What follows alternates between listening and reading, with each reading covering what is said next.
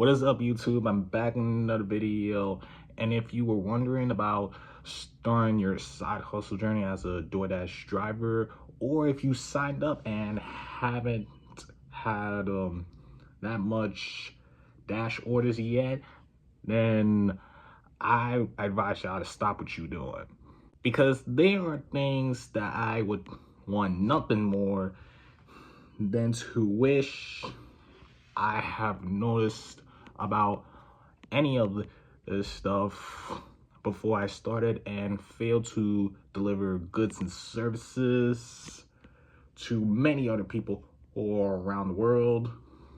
And truth be told, it would have saved me more time, more financial earnings, less struggles, less worries, less issues, and less stress. So in this video, I'm going to be breaking down the real truth that nobody tells you about. And if you are new here, then I am making random videos about reselling, gig work, building income streams, music, content, and plenty more content to come. But for today, I am talking about the pros and the cons of DoorDash, which includes the small details that can make or break your experience as a full-time and or part-time dasher. So without further ado, let's get straight into this video. Alright, so coming up with number one, the gas adds up quickly. Now, the number one thing that I wish I put my attention to is gas. Basically, what I mean by that is when I first started to sign up through the Dasher app, purchasing on the items from the app's website that I needed, getting ready to start, waiting for the orders to pop up, I was expecting to receive orders and, like I said, to wait for the orders to pop up and accept those orders from many different people. No, scratch that, from many other people in New York City. And yes, I'm from New York City, but I still live in Brooklyn though. Even though without thinking about mileage. But the huge problem is that I did not have a car or a driver's license. So I decided to ride a bike that I have and or take any number of letter trains to start my dash. And let me tell you, I was real busy on doing that. But look, if y'all have a car and y'all starting your own dashing journey, then y'all in luck. I wish I could be like y'all if I had a car. I'm not gonna hold you. As a beginner, I wasn't getting enough orders as I traveled downtown Manhattan more than one time. More than once, actually. However, I've been waiting for the orders to pop up. I've been tracking them one at a time, and I've been preparing. I've been preparing myself to start my dash, in my experience, to deliver. And what I also mean by deliver, I mean by delivering from many different fast food places or restaurants to many other people that live in New York City. Hell, it could be around the whole world if I was traveling like a tourist. Like, truth be told. And that's when I realized a $7 order is actually a good start until it is 12 miles I repeat, 12 miles away, more or less, to reach into someone's doorstep. No matter where you at, it takes 12 miles. So for you to calculate how many miles are there, how many miles front and back, the traffic times, and how much is the gas fee. But if you don't track this down, then chances stands you are not working hard, or better yet, you're not even working smart enough for a way less than you think or less than you know. I know. For number two is not all orders are worth taking. Just because the orders pop up instantly, no matter where you at, does not mean that you should accept those orders. Which is why I have comprehended on this both the easy way and the difficult way. Mostly difficult way, because the easy way, it wasn't that much. As a matter of fact, few tip orders exist and plenty of them do. But for some, it takes 30 plus minutes. It also requires long patient times, and you have to go to appointments without parking. So keep note on this. You must be more strategic. That means higher paying short distance equals smart dashing and more deliveries. Coming up with number three, the peak payments isn't always what it seems. POV, when you see a $3 plus peak paid, it sounds amazing, but here's the key. Here's the key to notice. More dashers log in during peak pay periods.